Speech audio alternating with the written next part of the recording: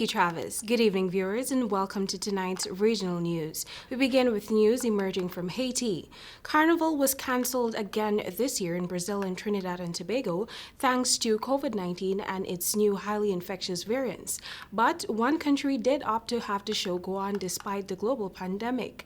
And now that decision by Haiti, already knee-deep in a political and constitutional crisis, is receiving backlash.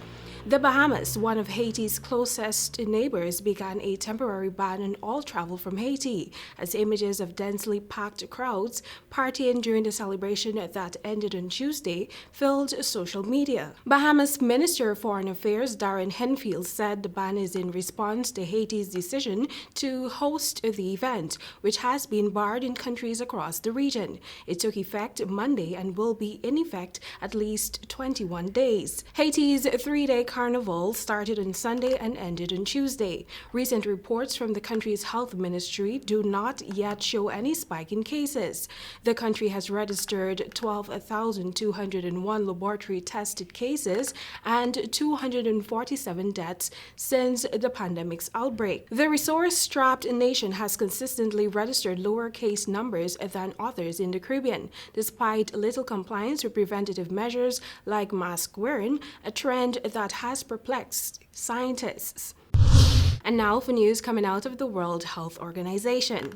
The World Health Organization, WHO, on Monday listed two versions of the AstraZeneca Oxford COVID-19 vaccine for emergency use, given the green light for these vaccines to be rolled out globally through COVAX. The vaccines are produced by AstraZeneca SK Bio, Republic of Korea, and Serum Institute of India. WHO's emergency use listing assesses the quality, safety, and efficacy of COVID-19 vaccines and is a prerequisite for COVAX facility vaccine supplies. It also allows countries to expedite their own regulatory approval to import and administer COVID-19 vaccines. In the case of the two AstraZeneca Oxford vaccines, WHO assessed the quality, safety, and efficacy data, among others, such as the cold chain requirements. The process took less than 4 weeks. The vaccine was reviewed on February 8 by WHO's Strategic Advisory Group of Experts on Immunization, SAGE, which makes recommendations for vaccines use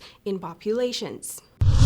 We now turn to Venezuela. Venezuela's deepening crisis has gutted emergency ambulance services, so a group of volunteer paramedics has stepped into the void to offer life-saving help on the tough streets of Caracas. Calling themselves Angels of the Road, the volunteer corps relies on donated medical supplies and funding from international organizations. Despite receiving no paychecks, its roughly 40 paramedics are ready at a moment's notice to jump onto motorcycles and fire up their single ambulance and race into the streets. Venezuela was once a wealthy oil nation, but years of political crisis has left it in ruins.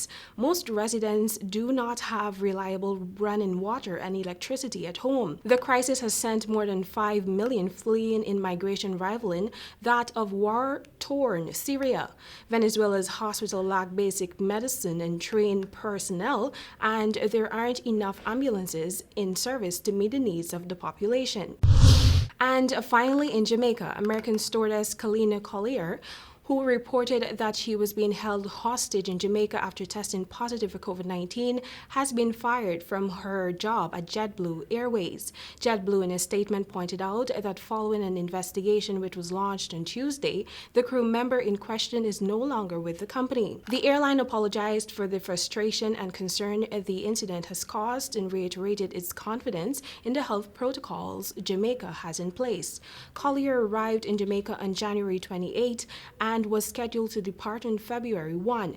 On Saturday, January 30, Collier did an antigen test and it returned positive. Another test an hour later was negative. Owing to the uncertainty surrounding the two tests, the Ministry of Health and Wellness recommended a PCR test on February 2, which came back positive. She was given a 14-day quarantine order by the Ministry of Health. Moreover, U.S. COVID-19 protocols would not allow her entry into the country with a positive result. She made headlines after convincing social media influencers, including Amanda Seales, a U.S. activist, that she was being held against her will. Her claims were disputed by police, health officials, as well as hotel officials. Collier departed Jamaica on Sunday. Well, that's all for tonight's regional news. Thank you for watching, and back to you, Travis.